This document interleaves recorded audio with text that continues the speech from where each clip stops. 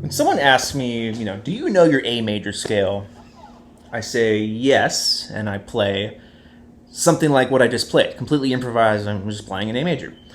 Now, when you ask most other people, you're going to say, do you know A major? And they say yes, and they go like this. Done, I know A major. Well, do you really?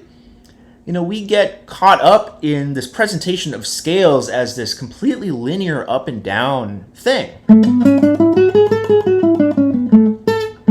And that's fine, but to me, that's step 0 in knowing a scale, right? Because these are like uncooked ingredients of a potentially amazing meal that you could share with your friends or share with the world or just share with yourself. These are like basically pulling out all of your ingredients for something. You're going in the fridge, taking out some milk, you're going in the pantry, you're grabbing your spices, you're going in your drawers, grabbing some pans, and you've got everything on the counter ready to go. And it's like saying, okay, I'm done, time to eat up. Well, there's nothing to eat, it's uncooked, right? You're going to have a tummy ache if you're eating raw onions, milk, and a spoon. You need something to do with it. You need to cook it. And I believe that scales ultimately are melodies. Right? What we're playing is a melody. But it's not a very profound, or not even that, just not a very convincing melody in my opinion. Of course, there's music that uses scales in that way, where you just have this up and down linear motion. Yeah, you're going to find examples of that where it works, but overwhelmingly, think of all your favorite songs, riffs, compositions, tunes, solos. They're using notes from scales, but it doesn't sound like a scale. And so people wonder, they learn all these scales and chord theory, and then they're asked to improvise, and they go like this.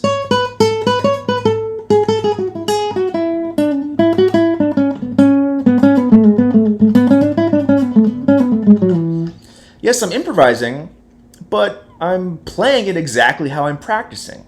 So we need to kind of step out of the shackles of our step 0 and go beyond. So I have a 12-step program that sounds like I'm selling you something, but I'm really not. I have a 12-step program for kind of breaking out of your classic scale shapes. So none of it is mind-blowing. It's nothing new to the literature. It's just kind of my own way of dealing with it and my own way of giving it to students in a sort of pragmatic approach. So this is not an exhaustive list. There's infinite number of steps that could happen. These are just mine that I like in this specific order, and I encourage you to create new ones or change how I present it. So here we go. Step 1 is a very common one, playing in thirds. So meaning if I'm in A major, let me go through my notes. I've got A, B, C sharp, D, E, F sharp, G sharp, A. I'm going to play every other one. I'm going to play up a third, then go down. Then up a third, down. So I'm going up a third, down a step, up a third, down a step. Pretty common one. I'm not just sticking to one position. I'm going to play horizontally and in position playing. Like that's just kind of how I approach the neck.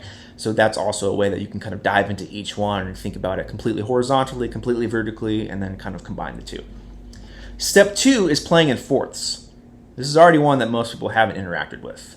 So I'm going to be playing a fourth starting on each note. So I've got A to D, B to E, C sharp, F sharp, D, G sharp, E, A, F sharp, B, G sharp, C sharp, back to A, D.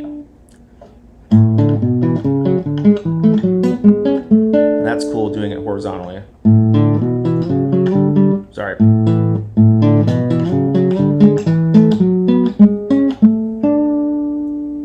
What you notice is that you get all perfect fourths, except this one. Between D and G sharp, or 4 and 7 of the key, because we want to transpose this, is going to be a tritone, which is an augmented fourth. I can play it harmonically as well, where I'm playing the notes at the same time. that's cool. My next step is playing the harmonized triads. So if I harmonize each note of the scale in thirds, you get triads. So I'm going to have A major, B minor, C sharp minor, D major, E major, F sharp minor, G sharp diminished, A major. There's a lot of literature on that, so I'm not going to go over too much. And then descending.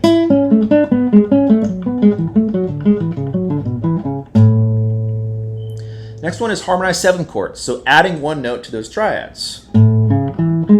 A major 7, B minor 7, C sharp minor 7, D major 7, E dominant E7, F sharp minor 7, G sharp minor 7 flat 5, A major 7. Again, I can do it horizontally. Then I run out of room. That kind of thing. And then descend. Up. Etc. Where am I at? Step 5 is going to be fifths. That's easy. Well, easy said.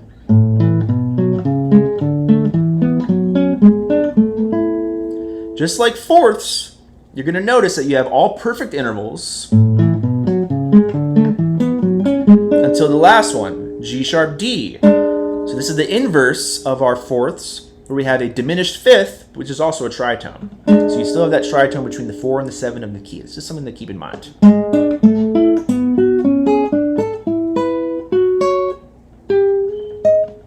It's all right.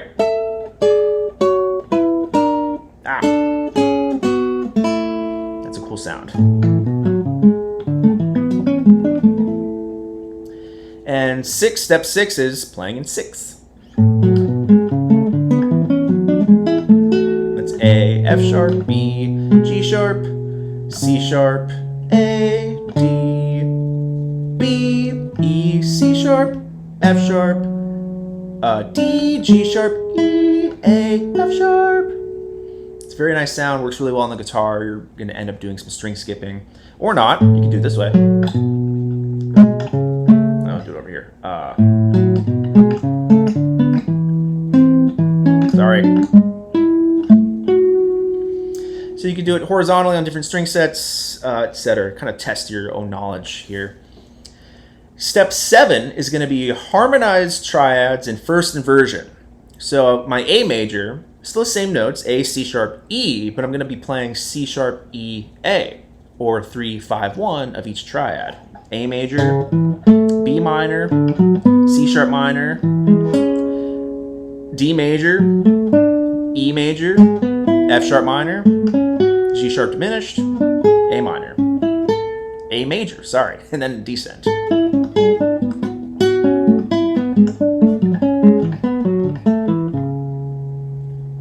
All right, my next one is a bit of a melodic pattern, kind of like almost like a Hanon-esque if you ever took piano back in the day.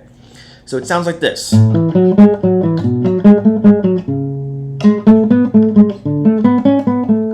got a fifth, then I'm going up 2 scale degrees, then down back to the fifth. Then that transposes. I just move that up the scale. So I've got A, E, F sharp, G sharp, F sharp, E.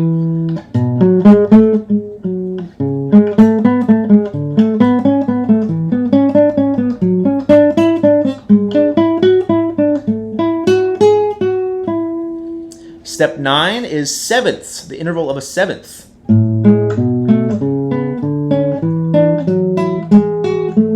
like that sound a lot.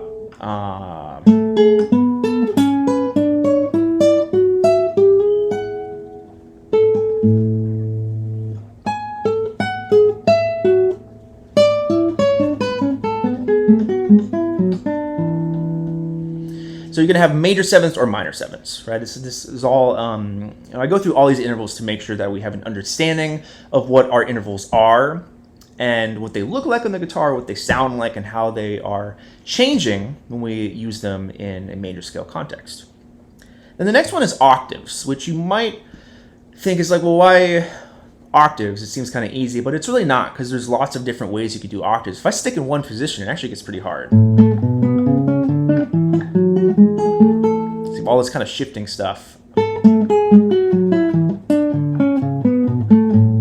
Like this one, that's a cool way to play an octave, right? I've got B on the G string and B on the E string. But technically, I'm in the position here. So that's kind of what it is. Obviously, horizontally, that's actually really easy. Or in a combination. Do a different shape. Cool. Step, that was 8, 9, 10, I believe. Second invert, step 11. I know what I'm doing. Step 11 is second inversion triads. So I've got my A major, A, C sharp, E. Now I'm going to play E, A, C sharp, which is 5, 1, 3 of the scale. Right? And again, I can do all these harmonically or melodically, meaning I can play them separately or together. A chord. A major, C sharp minor, C, let me restart. A major, B minor, C sharp minor, D major, E major, F sharp minor, G sharp diminished, A major, and then descend. And I'm descending like in the backwards order, just to be clear. So I've got A major, G sharp diminished, F sharp minor, E major, D major, C sharp minor, B minor, A major. My last one is another sort of melodic sequence where I'm playing a shell chord and doing a little melody around that. This is just how I kind of categorize things. So you can call it whatever you want. So my shell chord is 1, 3, 7. Okay, so I've got, I'll do it up here. A, C sharp, G sharp. It's my 1, 3, and 7. And I go down. So I have 1, 3, 7, 6, 5, 6. Then I transpose that.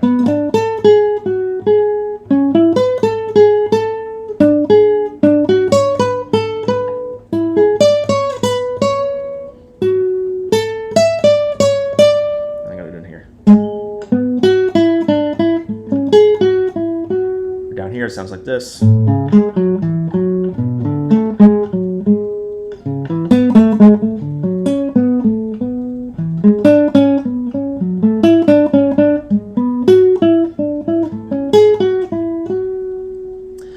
those are the 12 steps. Again, it's nothing groundbreaking. I'm not creating anything new. This is all existing material in the literature of guitar or just any. You could do it on any instrument. But I think this order for me kind of tends to open up things because I'm doing all of the traditional intervals, seconds all the way up to octaves. Then I've got my triads, some seventh chords, and some sort of melodic sequence too. Because ultimately, like I said, scales are melodies. But when we present them as this, it's just not a convincing melody to me. I need something else. I want to be able to do...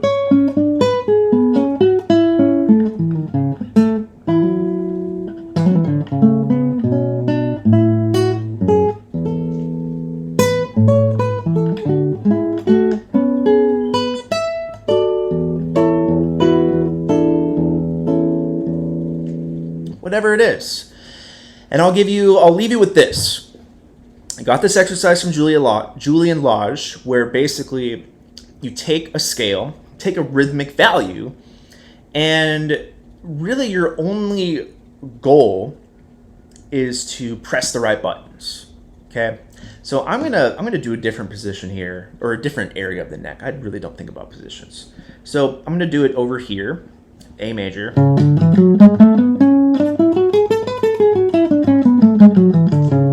This kind of thing, as long as I have those notes.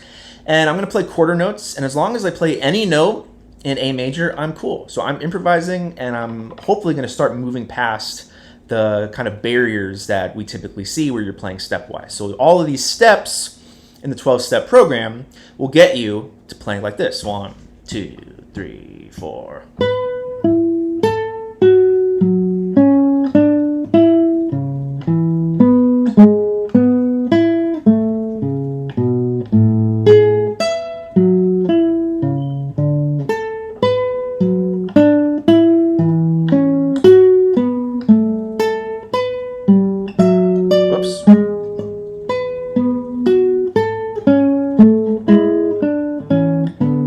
combined notes.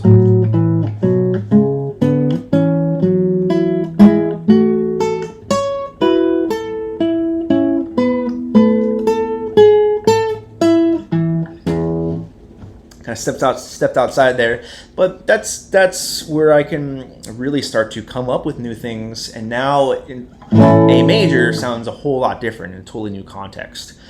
You can use this in any scenario, whether you're composing, arranging, learning music, learning how to improvise. I mean, or use this as an ear training exercise, a technical exercise. It kind of just merges everything, which I love. I really don't like to abstract musical concepts, because I want to put them in a setting where I'm immediately making music. So in that scenario, I'm creating something new, I'm developing some technique, I'm developing some fretboard knowledge, all of the above. So my comments now is, if this is cool for you, transpose it to other keys, do different types of scales. You've got other parents. You could think of it modally, although I don't really think that way. I wouldn't, you could do this in, A Phrygian or A Dorian. That's one way to think about it. Or do other parent scales, melodic minor, harmonic minor being the first two I would go to, and really kind of open things up and come up with your own steps. So I hope this video is a little helpful. Don't mind my classical guitar playing. I'm not like a stringent person on the technique. This is just a guitar I always have laying around, or this is what I use today. So hope you enjoy. Just do want to say that my private lesson studio is opening back up.